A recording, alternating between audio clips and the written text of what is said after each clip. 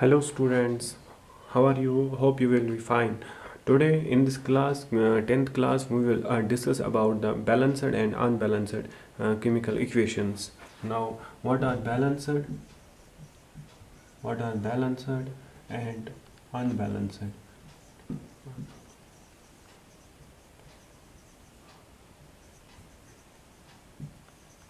Chemical equations.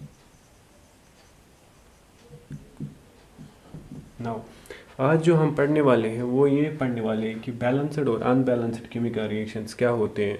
बहुत सारे students ये भी पूछ रहे थे सर कि हमें नहीं आती है रिएक्शन बैलेंस करना। सो इस टॉपिक में मैं ट्राई करूँगा कि सिंपल तरीके से कि आप लोगों को समझ में आ जाए कि कौन से रिएक्शंस के कैसे हम बैलेंस कर सकते हैं, ठीक है ना। लेकिन उससे पहले कौन से स्टेप्स इन्वॉल्व होंगे उस रिएक्शंस में, उससे पहले हम जानेंगे कि बैलेंस्ड और अनबैलेंस्ड केमिकल रिएक्शंस होते क्या हैं।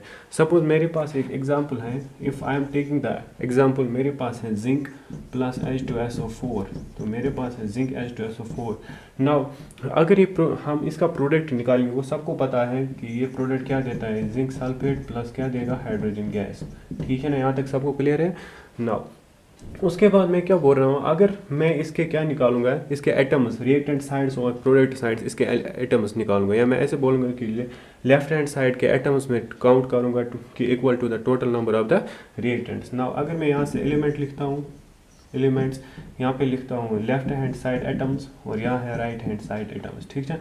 मैं पहले हम ये देखेंगे कि इसमें कि एटम्स जो है ये लेफ्ट हैंड साइड वो कौन कौन से है। देखो एलिमेंट्स कौन कौन से हैं। यहाँ पे एक एलिमेंट जिंक है तो हम ऐसे लिखेंगे जिंक है, ठीक है।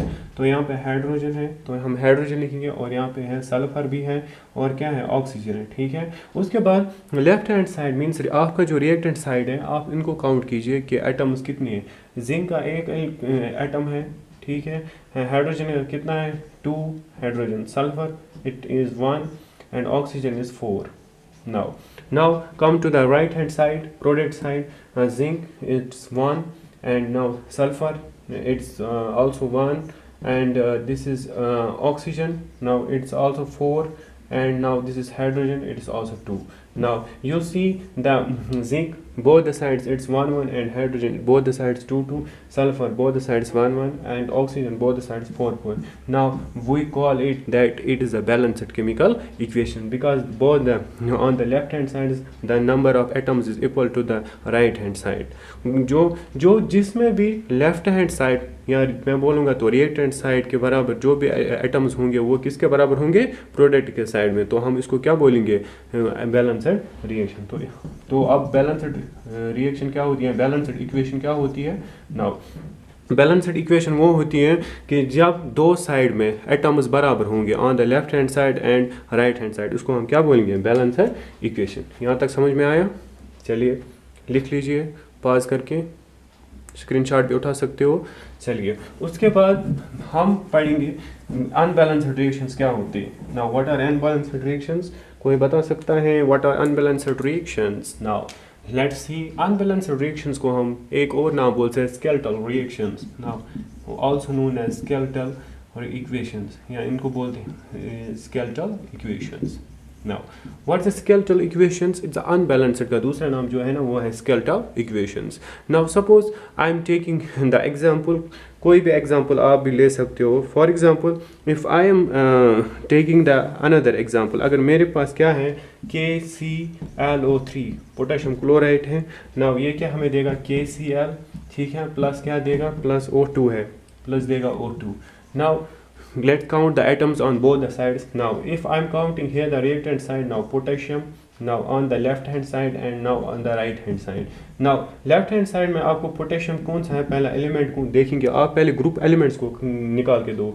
एलिमेंट यहाँ पे कौन सा है, पोटेशियम है, और क्या है, क्लोरीन है, और यहाँ पे क्या है, यहाँ पे ऑक्सीजन है, यहाँ पे ऑक्सीजन। नाउ आप देखो लेफ्ट हैंड साइड में पोटेशियम कितने हैं, पोटेशियम इज 1, क्लोरीन कितने हैं, क्लोरीन इज 1, ऑक्सीजन कितने हैं, 3। Now move to the right hand side. Now potassium यहाँ पे कितने हैं, potassium 1, chlorine कितना है, 1, now oxygen कितना है, 2। Now see the potassium is equal, chlorine भी यहाँ पे बराबर है। Now where it is unbalanced, now oxygen atoms यहाँ product side 2 हैं एंड रिएक्टेंट साइड्स कितने हैं 3 हैं. Now this is known as unbalanced reaction because the total number of atoms on the left hand side is not equal to the right hand side. Now left hand side is not equal to the right hand side, now which we call it is a unbalanced chemical reaction or it is also known as a skeletal chemical equation. Now understand, यहाँ तक सबको समझ में आ रहा है. now easy है. now अब हम क्या पढ़ने वाले हैं, अब हम ये पढ़ेंगे कि इसमें कौन से स्टेप्स हैं, कौन से स्टेप्स इन्वॉल्व होते हैं जिससे हम एक बैलेंस्ड इक्वेशन कर सकते हैं. ठीक है ना, मैं सारे एक एक करके आपको बताऊंगा कि कौन कौन से हम स्टेप्स इन्वॉल्व करते हैं for balancing the chemical equations. और ये सबको पता होना चाहिए कि ये हम क्यों बैलेंस करते हैं केमिकल इक्वेशन. बिकॉज इसलिए क्योंकि ये अप्लाई करते हैं law of conservation of mass. Law of conservation of मास क्या बोलता है, इक्वल मास जो रिएक्टेंट साइड होना वो किसके बराबर होना चाहिए, रिएक्टेंट साइड. जो भी law according to the law of conservation of mass, जो हमें पता है mass can neither be created nor be destroyed, या तो मैं ऐसे बोल सकता हूँ जो लॉ ऑफ जो mass of reactant should be equal to the mass of the products. ठीक है, इसलिए हम केमिकल रिएक्शंस को इक्वेशंस को क्या करते हैं, बैलेंस करते हैं. नाउ मोटो ऐड हम अब क्या पढ़ने वाले, और ये सबको पता होना चाहिए कि जो भी हम रिएक्शंस लिखते हैं, सॉरी जो रिएक्शन हम लगाते हैं उस रिएक्शन में आपको पता है कि जो भी रिएक्टेंट है उसको आप लेफ्ट साइड लिखिए और प्रोडक्ट किसके साइड लिखिए, मीन्स प्रोडक्ट साइड लिखिए. ठीक है ना, जो भी रिएक्शन है, जो भी रिएक्टेंट्स है ना और प्रोडक्ट, सपोज मेरे पास एक रिएक्टेंट है, ये कन्वर्ट किस में होता है, प्रोडक्ट में. ना जो आपका जो रिएक्टेंट पार्ट है इसको आप लिखिए लेफ्ट हैंड साइड और प्रोडक्ट को किस में लिखिए हुए, राइट हैंड साइड. और एक बात, जो आप बीच में एरो डाल रहे हो, एरो, तो एरो का जो हेड है ना, जो एरो का वो टुवर्ड्स प्रोडक्ट की तरफ होना चाहिए. क्यों, क्योंकि इससे हमें ये पता चलता है कि reaction is proceeding towards the products. ठीक है, राइट हैंड साइड. नाउ अब हम देखेंगे कि कौन से स्टेप्स हमें इन्वॉल्व होते हैं, किस में होते हैं involve, balancing the chemical equations. Now तो हम पढ़ेंगे अब स्टेप्स. नाउ कौन से steps involving steps involved in balancing chemical equation, balancing chemical equation. तो कौन से स्टेप्स हमें इन्वॉल्व होते हैं बैलेंसिंग द केमिकल इक्वेशन. ठीक है ना, चलो देखो बहुत इजी है, आप आराम से बोर्ड की तरफ यहाँ पे देखो, उसके बाद आपको जो लिखना है कॉपी पेन उठा के, लेकिन बहुत इजी है, आप यहाँ पे बोर्ड की तरफ देखो. देखो अब मैं पहला स्टेप कौन सा है, पहला हम लिखते हैं, क्योंकि मैंने लास्ट क्लास में आपको पढ़ाया है कि there are 2 ways to represent the chemical equation. 2 तरीके हैं जिससे हम केमिकल इक्वेशन क्या कर सकते हैं, रिप्रेजेंट कर सकते हैं. पहला जो मैंने पढ़ाया था वो कौन सा था, रिप्रेजेंट बाय वर्ड इक्वेशन. तो बाय वर्ड इक्वेशन से हम रिप्रेजेंट कर सकते हैं chemical equation by word equation, by word equation. ठीक है, जो दूसरा वाला मेथड मैंने बताया था आप लोगों को, वो दूसरा मेथड कौन सा है, वो दूसरा method by the formula and symbols. तो फार्मूला एंड सिंबल्स के साथ हम क्या कर सकते हैं, रिप्रेजेंट करते हैं केमिकल इक्वेशन. और ये है पहला वाला तो तरीका जो था केमिकल इक्वेशन लिखने का, वो बाय वर्ड इक्वेशन. तो वर्ड्स में हम लिख सकते थे वर्ड जिंक, सपोज हमें लिखना है zinc reacts with the hydrogen chloride या zinc reacts with the sulphuric acid, हम उसको वर्ड फॉर्म में लिखते हैं.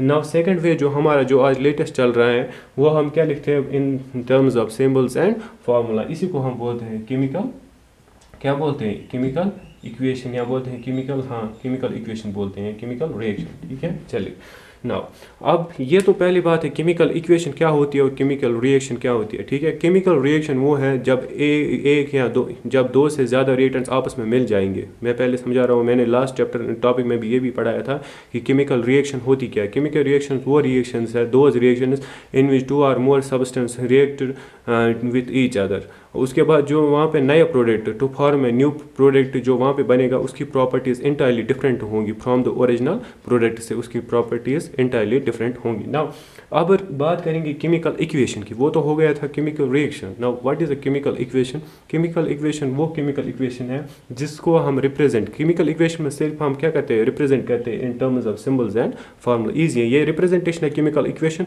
और केमिकल रिएक्शन क्या है, उसमें रिएक्ट करते हैं हम आपस में सब्सटेंस को, और वो प्रोडक्ट बना के उसकी प्रॉपर्टीज इंटायरली डिफरेंट होते हैं ओरिजिनल से. ठीक है, चलिए अब हम स्टार्ट करेंगे पहले स्टेप्स की. देखो पहला स्टेप जो इसमें है ना, आप बैलेंस कैसे रिएक्शन करोगे. पहला स्टेप हम लिखते हैं राइटिंग ऑफ ए पहला जो भी आप स्टेप लिखोगे ना, आप यहाँ बोर्ड की तरफ ध्यान से देखो। टू राइट, पहले हम लिखते हैं to write the word equation, to write the word equation, to write the word equation. तो पहला जो भी स्टेप है हमारे पास बैलेंस केमिकल, पहले हम लिखते हैं वर्ड इक्वेशन। सपोज हमारे पास कोई भी वर्ड इक्वेशन दिया गया हो, सपोज अगर मैं एग्जांपल साथ साथ मैं लिखूंगा, एग्जांपल मेरे पास कोई भी वर्ड इक्वेशन है, फॉर एग्जांपल जिंक है, देखो मैं ऐसे लिखूंगा zinc plus sulphuric acid, sulphuric acid, zinc plus sulphuric acid, ये क्या मुझे देगा, ये देगा मुझे जिंक सल्फेट प्लस क्या देगा, hydrogen gas, now hydrogen gas.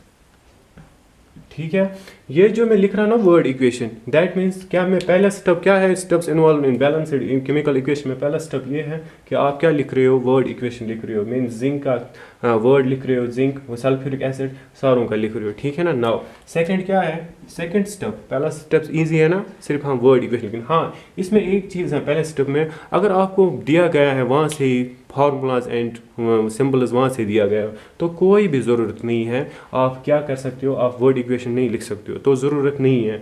अगर आपके पास दिया गया है, क्या दिया गया है वहाँ पे, सपोज आपके पास जिंक का वहीं से दिया गया है जिंक सिंबल, और सल्फ्यूरिक एसिड का वहाँ से फार्मूला दिया गया हो, तो वहाँ से प्रोडक्ट निकाला गया हो, तो आपको वर्ड इक्वेशन लिखने की ज़रूरत नहीं है, क्योंकि सिंबल्स और फार्मूला आपके वहाँ से ही दिया गया है। ठीक है, चलिए उसके बाद सेकंड स्टेप की बढ़ेंगे। और नाउ सेकंड स्टेप क्या है हमारे पास, to write the skeletal chemical equation. Now इसका जो है ना, वो अब हम क्या लिखेंगे, स्केलेटल लिखेंगे। Now to write the skeletal, to write the skeletal chemical equation, to write the skeletal chemical equation. ठीक है, स्केलेटल केमिकल इक्वेशन का लिखेंगे।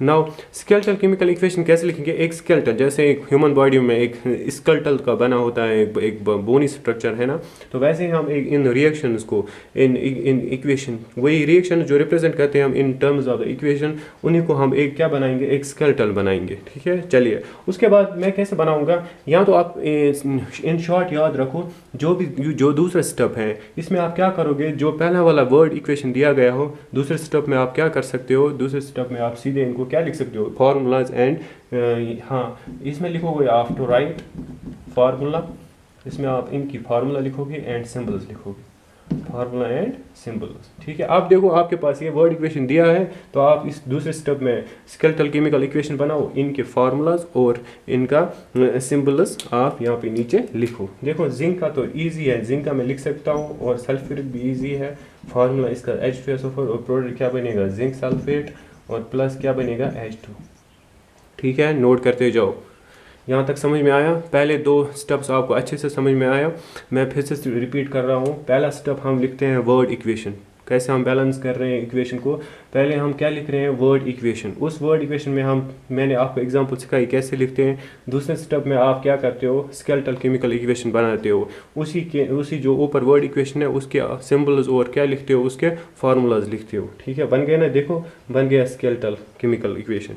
नाउ थर्ड स्टेप मैं ये रब करूँ, आप ये जाओ यहाँ स्क्रीनशॉट भी उठा सकते हो। नाउ थर्ड स्टेप क्या है, now what's third step, third step हमारे पास ये है कि थर्ड स्टेप में हम बॉक्सेस में रखते हैं, टू इनक्लोज जो भी हमारे पास फार्मूला है ना, इनको हम बॉक्सेस में लिखते हैं, to enclose the formulas, to enclose the formula in boxes. हर एक फार्मूला को हम किस में रखते हैं, बॉक्स में रखते हैं। ठीक है, अब देखो मैं कैसे बताता हूँ। सपोज मैंने तो एग्जांपल आपको साथ साथ समझाई है। एग्जांपल मेरे पास है zinc plus H2SO4, it gives zinc sulphate plus hydrogen.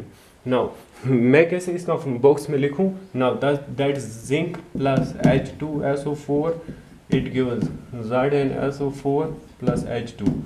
तो मैं क्या थर्ड स्टेप मेरे पास कौन सा है, तो थर्ड स्टेप वो है जो भी आपके पास फार्मूला है, जो भी आपने ले लिया है, जो भी रिएक्टेंट आपने ले लिया है, तो इनको आप क्या कीजिए, इनको आप बॉक्स में पुट कीजिए। देखो इजी है, बहुत इजी है, पुट कीजिए बॉक्स में।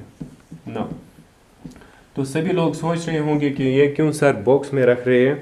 देखो आजकल हम बॉक्स में नहीं रखते हैं, आधे स्टेप्स आज हम यूज़ नहीं करते हैं। आज हम वो मैं बाद में बोलूँगा कि आज कौन सा मेथड हम यूज़ कर रहे हैं।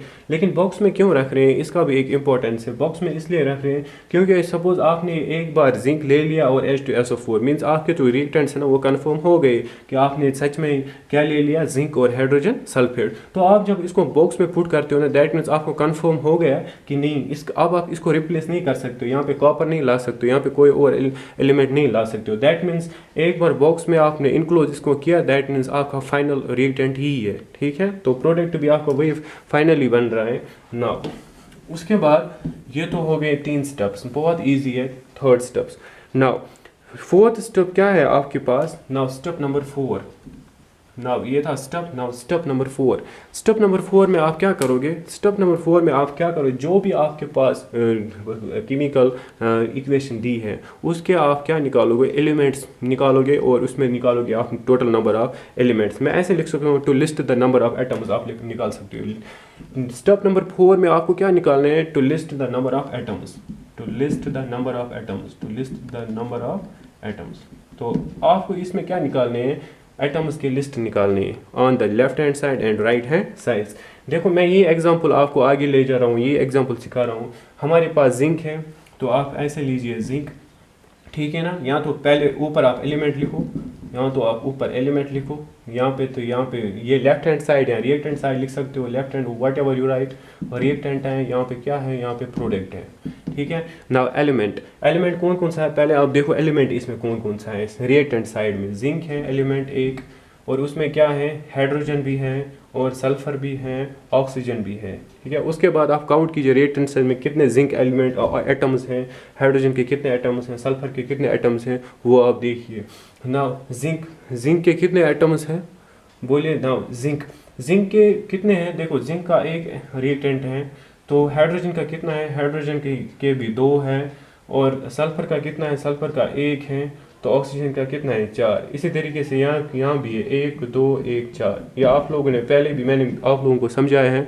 तो इसका मतलब ये तो हमें पता है कि रिएक्शन बैलेंस है, लेकिन अगर कोई रिएक्शन बैलेंस नहीं हुई, क्योंकि मैं सिखा रहा हूँ कि कौन से स्टेप्स आप करोगे जिनसे आप रिएक्शन को बैलेंस कर सकते हो, ठीक है। तो यहाँ पे तो ये 4th स्टेप है, आप लिस्ट बनाओ कि कितने एटम्स लेफ्ट हैंड साइड है और कितने एटम्स राइट हैंड साइड। इससे आपको ये भी पता चलेगा, ये भी आइडिया मिल सकता है कि कौन से एटम्स लेफ्ट हैंड साइड कम या ज़्यादा है और प्रोडक्ट साइड कौन से कम या ज़्यादा है। तो इनको आप क्या कर सकते हो, बाद में बैलेंस कर सकते हो ना। ये तो 4 स्टेप्स हो गए। Now 4th step. नाउ अब हमारे पास कौन सा स्टेप रहता है, 5th step. Now step number 5th, step number 5th important है, ये इम्पॉर्टेंट, ठीक है। यहाँ से ही तो balancing starting the chemical reaction होती है। नाउ ये क्या है, केमिकल इक्वेशन को आप कैसे बैलेंस कर सकते हैं इसमें। तो आप क्या करोगे, इसमें आप 5th स्टेप में सिलेक्ट करोगे biggest formula. 5th step to select the biggest formula, to select the biggest formula, the biggest formula. आप इसमें क्या कर सकते हो, सिलेक्ट कर सकते हो बिगेस्ट फार्मूला, वो मैं बाद में एग्जांपल सिखाऊंगा। तो जो भी देखो इसमें फॉर एग्जांपल सर जो इसमें तो ये बैलेंस था, तो कोई भी हमारे पास इक्वेशन आएगी ना आगे, तो मैं सिखाऊंगा कि आप उसको कैसे बिगेस्ट फार्मूला पहले आप पिक करोगे या पहले आप सिलेक्ट करोगे ना। उसके बाद 6th तो क्या है, तो आपको ये याद रखना है कि 5th स्टेप वो है कि आप बिगेस्ट फार्मूला से स्टार्ट करोगे। क्या करोगे, स्टार्ट, क्या करोगे, स्टार्ट, हाँ, तो बैलेंस करोगे स्टार्ट बिगेस्ट फार्मूला से रिएक्शन को या इक्वेशन को। चलिए उसके बाद क्या हो रहा है, जो 6th स्टेप मैं पढ़ा रहा हूँ, उसके बाद आप करेक्ट करोगे। Now correctness, correctness, now correctness means दोनों साइड आप देखोगे, करेक्ट करोगे इस इक्वेशन को। क्या है, दोनों साइड में क्या हो गई है, बैलेंस हो गई है। 2 sides means left hand side इसका किसके बराबर आना चाहिए, सॉरी इसका बराबर आना चाहिए राइट हैंड साइड। तो लेफ्ट हैंड साइड किसके बराबर होना चाहिए, राइट हैंड साइड। वो हम 6th स्टेप में देखते हैं। फिर दोनों साइड से क्या लेफ्ट ऑफ जो भी एटम्स होंगे क्या वो बराबर है किसके, राइट हैंड साइड में। चलिए यहाँ तक ये सारे स्टेप समझ में आ गए, ये बहुत इजी है। अब जो भी मैंने ये स्टेप समझाए ना आप लोगों को, तो इन स्टेप्स को हम क्या बोलते हैं, जो भी इसको हम बोलते हैं, जो एबो स्टेप्स मैंने सिखाए, तो इनको हम बोलते हैं हीट एंड ट्रायल मेथड। इसको बोलते हैं हम heat and trial method, heat and trial method. Now, it's a hit and trial method बहुत इजी है। अब आराम से फिर आप नोटबुक पे लिख लेना और फिर देखना। चलो अब हम इन स्टेप्स कोई एग्जांपल अनबैलेंस्ड लेंगे, इनको हम क्या करेंगे, इन स्टेप से हम बैलेंस करेंगे इनको। ठीक है, यहाँ तक सबको समझ में आ गया, क्लियर हो गया? चलिए चलो देखो मेरे पास एक रिएक्शन है, मैं क्या लिख रहा हूँ, सपोज मेरे पास आयरन है, मेरे पास आयरन है, ठीक है। इन स्टेप्स से हम क्या करेंगे, इक्वेशन को बैलेंस करेंगे ना। मेरे पास आयरन है और आयरन को मैं किस में ट्रीट कर रहा हूँ, फॉर एग्जाम्पल स्टीम से ना, स्टीम। तो मुझे क्या ये दे रहा है, मैग्नेटिक ऑक्साइड, मुझे मिलता है magnetic oxide of iron, magnetic oxide of iron. और क्या निकलेगा, एक तो निकलता है magnetic oxide of the iron, और कोई बता सकता है क्या निकलेगा? Very good. तो और निकल सकता है इसमें हाइड्रोजन। Very good, hydrogen. ठीक है, अब देखो जो मैंने स्टेप्स आपको समझाए, पहला स्टेप आपको सबको याद है, कौन सा पहला स्टेप है? वेरी गुड, पहला स्टेप ये है कि हम वर्ड इक्वेशन लिखते हैं। चलिए उसके बाद सेकंड स्टेप में हम क्या काम करेंगे, इनके फार्मूलाज और क्या करेंगे, इनके सिंबल्स हम क्या करेंगे सीधे। हाँ, नाउ आयरन का जो सिंबल है वो है Fe प्लस, स्टीम का फार्मूला पता है H2O, वाटर है। चलिए उसके बाद magnetic oxide of iron, oxide of iron formula, this is Fe3O4 plus क्या है, हाइड्रोजन का H2।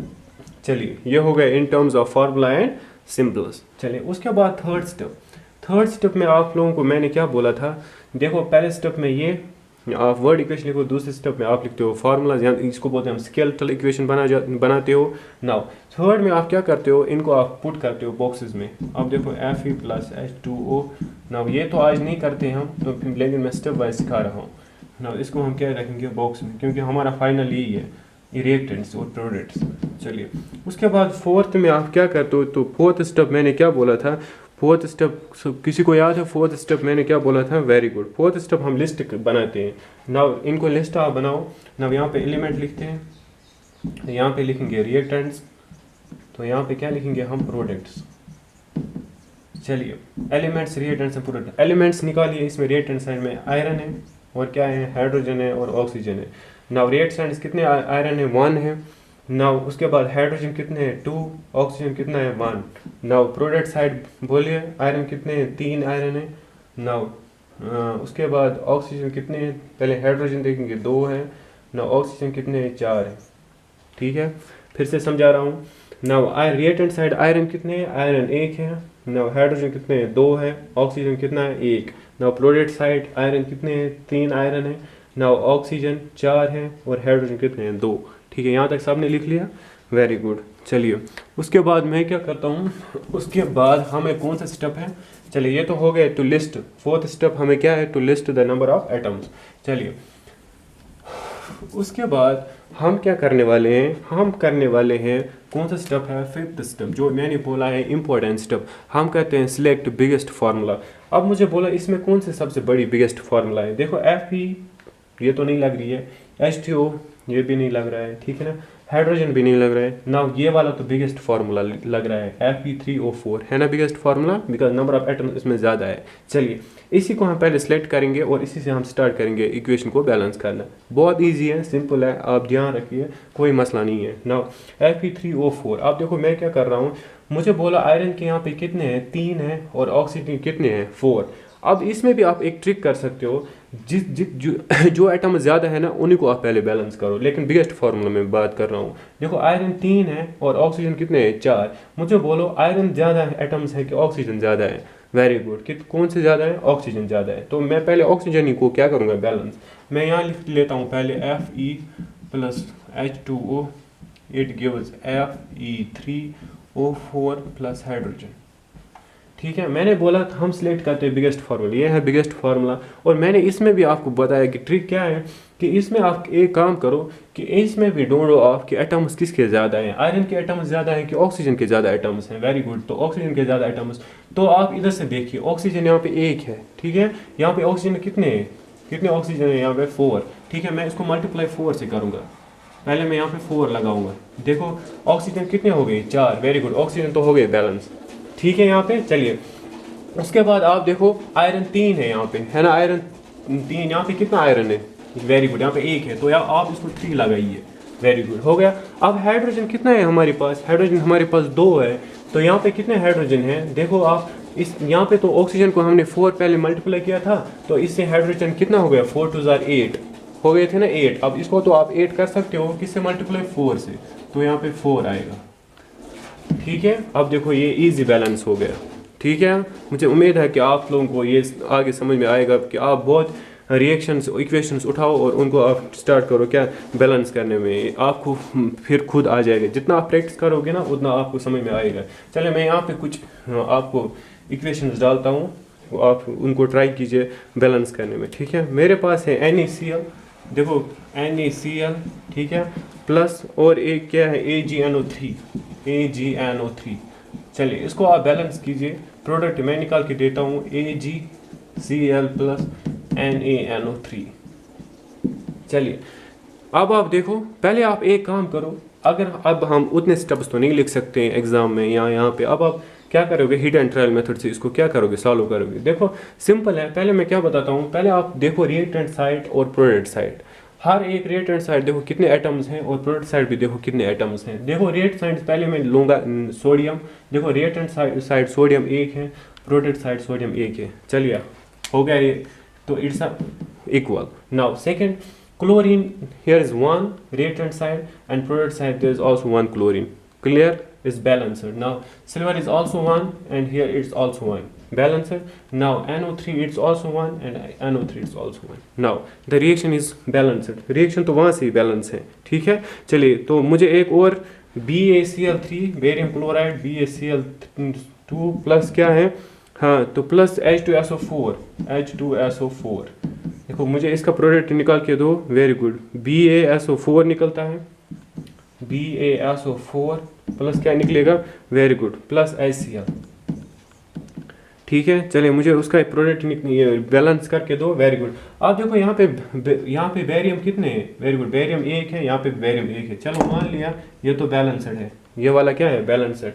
चलो अब आप देखो क्लोरीन, ये देखो क्लोरीन 2 है यहाँ पे रिएक्टेंट साइड, ठीक है ना, यहाँ पे कितने क्लोरीन है, 1। अब आप पहले एक काम करो, यहाँ पे जब क्लोरीन 2 है, यहाँ पे क्लोरीन कितने हैं, 1, पहले आप क्लोरीन को 2 करो, देखो यहाँ पे भी 2 क्लोरीन आ गए, यहाँ पे भी 2 क्लोरीन आ गए, ठीक है ना, वेरी गुड।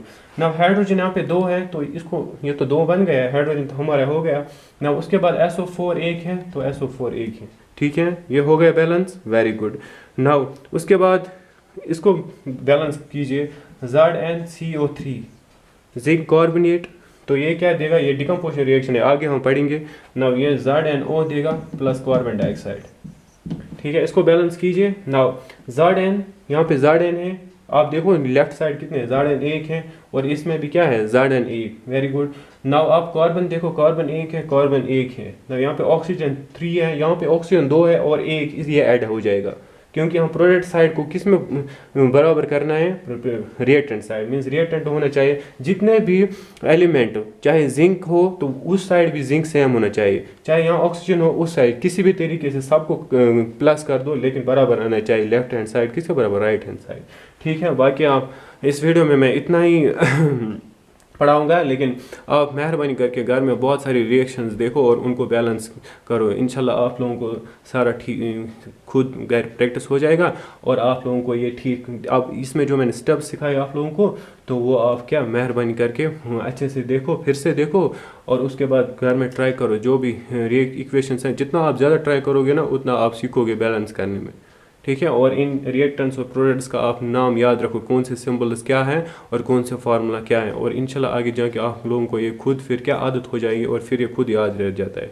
ठीक है। इसके लिए इतना ही, तो नेक्स्ट वीडियो में बनाऊंगा तो वो देखेंगे। चलो अल्लाह हाफिज़।